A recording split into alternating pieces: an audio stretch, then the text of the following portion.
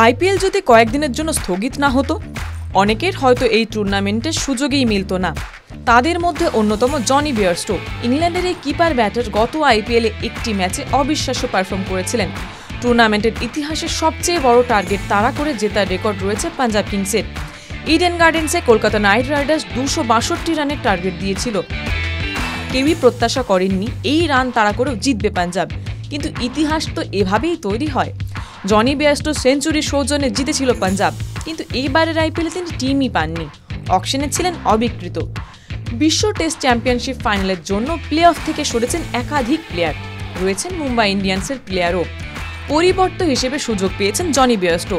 তাকে যে খেলানো হবে তা এক প্রকার নিশ্চিতই ছিল, কারণ মুম্বাই ইন্ডিয়ান্সের প্রথম choice keeper batter Brian Rickelton ফিরে গিয়েছেন। তার লাইক টু লাইক রিপ্লেসমেন্ট বলা যায় জনি বেয়ারস্টোকেই। আর এসেই মুম্বাই শিবিরের জন্য জান হয়ে উঠেছেন জনি। লিগ টেবিলে 4 নম্বরে ছিল মুম্বাই ইন্ডিয়ান্স, ফলে এলিমিনেটর ম্যাচ খেলতে হয়েছে। সেই ম্যাচ হারলে বিদায় হয়ে যেত। গুজরাট টাইটান্সকে রুদ্ধশ্বাস ম্যাচে হারিয়ে দ্বিতীয় কোয়ালিফায়ারে জায়গা করে নিয়েছে মুম্বাই ইন্ডিয়ান্স। এর জন্য কৃতিত্বপ্রাপ্য জনি বেয়ারস্টোরও। রোহিতের সঙ্গে ওপেনিংয়ে নেমে বিধ্বংসী ব্যাটিং করেছেন, একটা ছন্দ তৈরি করে দিয়েছেন টাইটান্সের বিরুদ্ধে। আইপিএলে মৌসুমের প্রথম ম্যাচ খেলছেন, এক মুহূর্তের জন্য তাকে দেখে এটা মনে হয়নি। রোহিত শর্মা থেকে হার্দিক পান্ডিয়া, জনি বেয়ারস্টোর পারফরমেন্সে সকলেই উচ্ছ্বসিত। রোহিত তার অদ্ভুত এক নামও দিয়েছেন মজা করে, যা উচ্চারণ করতে গিয়ে দাঁত ভেঙে যেতেই পারে অনেকের। তাকে নিয়ে গানও গেয়েছেন রোহিত।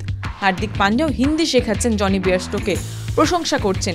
এমন সব মজার ভিডিও এখন সামনে আসছে। আজ দ্বিতীয় কোয়ালিফায়ারে পাঞ্জাব কিংসের বিরুদ্ধে ম্যাচ মুম্বাই ইন্ডিয়ান্সের। হার্দিকদের শিবিরে দুর্দান্ত একটা আবহ তৈরি হয়ে রয়েছে নতুন প্লেয়ারদের আশায়। আর জনির স্পোর্টসম্যান স্পিরিট, সকলের সঙ্গে মিশে যাওয়া পারফরমেন্স, ভরসা তো রয়েছে। জনি বেয়ারস্টো অনুভবই করতে দিচ্ছেন না আইপিএলে তার ওয়াইল্ড কার্ড এন্ট্রি হয়েছে। তবে সফর যাতে দ্রুত শেষ না হয়ে যায়, তার জন্য পাঞ্জাব কিংসকে আজ হারাতেই হবে, তাহলেই ফাইনাল। আরও একটা ট্রফি জয়ের সুযোগ আসবে মুম্বাইয়ের সামনে। টিভি9 বাংলা ডিজিটাল।